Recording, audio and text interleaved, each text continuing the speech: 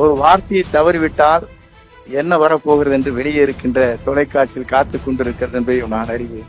வருகின்றிருக்கிற அத்தனை பேரும் கூர்ந்து கவனித்துக் கொண்டிருக்கிறீர்கள். தொலைக்காட்சி அங்கே வெளியே நின்று கொண்டிருக்கிறது. நீங்கள் என்ன செய்ய போகிறீர்கள் என்று எல்லோரும் கூர்ந்து கவனித்துக் கொண்டிருக்கிறேன். எந்த பாதை சரியாக இருக்கிறதோ அந்த பாதையை நான் சென்று கொண்டிருக்கிறேன். என் லட்சியம் உயரமானது, என் பாதை தெளிவானது, வெற்றி முடிவானது. சில வேடிக்கை மனிதர்களை போல நான் வீழ்ந்து விட மாட்டேன் என்பதை மட்டும் நான் இந்த நேரத்தில் நினைவூட்ட விரும்புகிறேன். இப்போது இருக்கிற சூழ்நிலை இக்கட்டான சூழ்நிலை என்பதையும் நீங்கள் அறிவீர்கள். ஒரு மாதத்திற்கு முன்னாலே இருக்கிற நிலை வேறு, இன்றைக்கு இருக்கிற நிலை வேறு. நான் உள்ளே நுழைந்த உடனேயே இன்றைக்கு கேட்டால் இரண்டே கேள்விதான். நீங்கள் சட்டப்பேரவை தலைவர் மீது நம்பிக்கையில்லா தீர்மானம் கொண்டு வந்திருக்கிறீர்கள், நீங்கள் எப்படி அவரை காண்டு இன்றைக்கு சந்தித்தீர்கள் என்று கேட்டார். நான் அப்போது சொன்னேன், அனைத்து இந்திய அண்ணா திராவிட முன்னேற்ற கழகத்துடைய சட்டமன்ற உறுப்பினர் 6 பேரும் அங்கே சென்றோம். நான் மட்டும் அல்ல.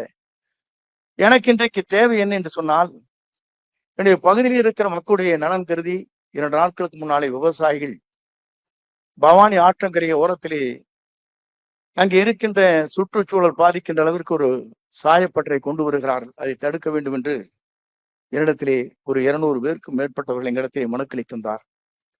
அந்த மனுவை பெற்றுக் கொண்டு சபாநாயகத்திலே சென்று இன்று ஒரு கவன ஈர்ப்பு தீர்மானத்தை கொடுப்பதற்காக நான் சென்றேன். அதையே ஒரு பெரிய செய்தியாக இன்றைக்கு போய் கொண்டிருக்கிறது. செங்கோட்டையன் எப்படி சபாநாயகரை சந்தித்தார்? ஒரு சட்டமன்ற உறுப்பினர் சபாநாயகரை சந்திப்பது சகஜமான நிலை. ஏனென்று சொன்னால், அப்படி சந்திக்கின்ற போதுதான் நம்முடைய குறைபாடுகள் என்ன இருக்கிறது, ஒத்திவைப்பு தீர்மானம், கவன ஈர்ப்பு தீர்மானத்தை கொண்டு வருவதற்கு 1/2 மணி நேரத்திற்கு முன்னாலே அவரிடத்திலே அனுமதி பெற வேண்டும். ஆகவே அதையெல்லாம் ஒரு விமர்சனமாக இன்றைக்கு இருந்து கொண்டிருக்கிற நிலையிலே நான் இக்கட்டான சொல்லி உங்களிடத்தில் நின்று கொண்டிருக்கிறேன் என்பதை நான் மட்டும் இந்த நேரத்திலே தெரிவித்துக் கொள்கிறேன். சிக்கலான நேரத்திலே சிக்கிக் கொண்டிருக்கிறேன் என்பதை மட்டும் நான் இந்த நேரத்திலே தெரிவித்துக் கொள்கிறேன். நீங்கள் எல்லாம் எதிர்பார்த்துக் கொண்டிருப்பீர்கள். குழந்தைகள் படிக்க வேண்டும். இந்தியாவுடைய இலக்கை 28.28%. ஆனால் தமிழ்நாட்டிலே எண்ணிக்கை இன்றைக்கு எவ்வளவு இருக்கிறது? 52.8% உயர்கல்வியிலே படிக்கின்ற ஒரு வரலாறு இருக்கிறது என்று சொன்னால் அதற்கு காரணம், நான் இங்க இருந்து பேசிக் கொண்டிருக்கேன் என்று சொன்னால் அதற்கு காரணமே அந்த தலைவர் எங்களுக்கு வழிகாட்டுதலாக எங்களை போன்ற தொண்டர்களை அடையாளம் காட்டி இருக்கிறார். அந்த வழியிலே நாங்கள் இந்த பயணங்களை நாங்கள் மேற்கொண்டிருக்கிறோம். அவர் மறைந்தார். மறைந்ததற்கு பிறகு நாம் என்ன செய்ய போகிறோம் என்று தவித்துக் கொண்டிருக்கிற போதுதான் கவலைப்பட தேவையில்லை, நான் இருக்கிறேன் என்று துணிவோடு வந்தவர் புரட்சி தலைவர் அம்மா அவர்கள். நான் அதை குறிப்பிடுவதற்கு காரணம் ஆட்சியின் சிந்தனையும் தொலைநோக்கு பார்வையும் பல நேரங்களில் நான் வியந்து போயிருக்கிறேன். ஏன் என்று சொன்னால், 84 நாடாளுமன்றத்திலே உரையாற்றுகிற போது அதை உரையை கேட்டதற்கு பிறகு அன்றைய பாரத பெரும் அன்னை இந்திரா காந்தி அம்மையார் அவர்கள் கட்டி தலைவி பிடித்தார். இவ்வளவு அழகாக ஆங்கிலத்தில் மட்டுமல்ல, பொருளாதாரத்தை பெற்று பேசுகிற ஒரு வீராங்கனையாக இருக்கிற பெண்மணியாக இருக்கிற நீங்களை புரட்சி தலைவர் எம்ஜிஆர் எனக்கு அடையாளம் காட்டி இருக்கிறார் என்று குறிப்பிட்டார். நான் எதற்காக இதை சொல்கிறேன் சொன்னால், அப்படிப்பட்ட தலைமை மீண்டும் எங்களுக்கு அவரோடு பணியாற்றுகிற வாய்ப்பு எங்களுக்கு கிடைத்தது. அப்படி வருகிற போதுதான் இங்கே பல்வேறு திட்டங்கள் தமிழ்நாட்டிலே உருவாக்கப்பட்டது. எந்த தலைவர் சத்துணவு திட்டத்தை கொண்டு வந்து குழந்தைகளுக்கு கல்வி அறிவை பெருக்க வேண்டும், குழந்தைகள் சிறந்த கல்வியாளராக உருவாகும் போதுதான் அடித்தட்டு மக்களுடைய குழந்தைகள் அனைவருமே நடுநிலையாக குடும்பங்களாக மாற்ற முடியும் என்ற வரலாற்றை படைத்த அந்த தலைவருடைய வழியில் அவர் இந்த பணிகளை ஆற்றினார்கள். அதற்கு பிறகு புரட்சி தலைவர் அம்மா அவர் பொறுப்பேற்றார்.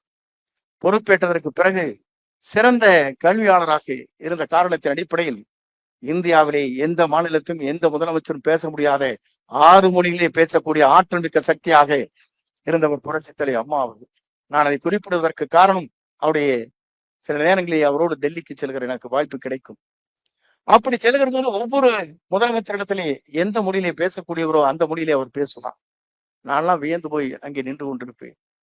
மேலை நாடுகளே வருகின்ற, மேலை நாட்டிலே இருக்கின்ற ஆங்கிலம் சரளமாக பேசக்கூடிய அந்நிய நாட்டை சார்ந்திருக்கிற, மேலை நாட்டுகளை சார்ந்திருக்கிற பல பேர் அவரை சந்திக்கிற போது அவருடைய புரோனன்சியேஷன் என்று சொல்வார்களே, ஆங்கிலத்தில் உச்சரிப்பு என்பது நான் உலக வரலாற்றில் அவரை தவிர யாராலும் கண்டதில்லை என்ற வரலாற்றை படித்த தலைவி. நான் எதற்காக இதை சொல்கிறேன் என்று சொன்னால், ஒரு தலைமை எப்படி இருக்க வேண்டுமோ அந்த தலைமைக்கு புரட்சி தலைவருக்கு பிறகு அவர்கள் இருவரும் இந்த பணிகளை சீரோடும் சிறப்போடும் எழுச்சியோடும் நடத்தினார். ஏன் இதை நான் சொல்கிறேன் என்று சொன்னால், அன்றைக்கு பல பேர் சொல்வார்கள், நாம் குறிப்பிடுகிற போது ஒன்றை சொல்ல விரும்புகிறேன். என்று சொன்னால், கல்லிலே இருக்கின்ற தாரைக்கு இங்க இருக்கிற நம்முடைய நிலைகளை எண்ணி பார்க்கின்ற போது பல்வேறு கருத்துக்களை இங்கே கோடிட்டு காட்டுகிற நேரத்தில் ஒரு கருத்தை இங்கே குறிப்பிட்டு காட்டினார். நான் எதற்காக சொல்லேன்னு சொன்னால், கல்லுக்குள்ளே இருக்கிற தேரைக்கும் உணவளித்தான் பரம் என்று சொல்வார். ஆனால் கர்ப்பத்தில் இருக்கிற குழந்தைகளுக்கும் உணவளித்த ஒரே தலைவி புரட்சி தலைவர் அம்மா என்பதை நான் இந்த நேரத்திலே கூறிட்டு காட்டுகிறேன். அவரிடத்தெல்லாம் அந்த உதவிகளை செய்தார். நான் எதற்காக இதை சொல்கிறேன் சொன்னால், ஒரு தாய் எப்படி இருக்க வேண்டுமோ, இந்திய நாட்டின் வரலாற்றில், தமிழகத்தின் வரலாற்றில் புரட்சி தலைவர் இதயதெய்வம் என்று நாங்கள் போற்றினோம். இதயதெய்வம் வாழ்ந்து காட்டினார். மனிதநேயத்தோடு மக்களுக்கு பணியாற்றினார். அவர் இருக்கும் வரை அவரை யாராலும் வெல்ல முடியவில்லை. திரைப்படமாக இருந்தாலும் சரி, அரசியல் வரலாற்றிலும் அவரை வெல்வதற்கு இனி தமிழ்நாட்டில் எவரும் பிறக்கவில்லை என்று வரலாற்றை படைத்தார். நான் இதெல்லாம் எதற்காக சொல்கிறேன் என்று சொன்னால், புரட்சி தலைவி அம்மா அப்படித்தான் ஒரு வரலாறு கிடைத்த தலைவியாக அங்கே இருக்கிற பல்வேறு தலைவன்றைக்கு குறிப்பிடுகிறார்கள். அவரை போல ஒரு ஆற்றல் மிக்க சக்தியாக அவர் விளங்கினார் என்பதை நான் என்னால் காண முடிந்தது.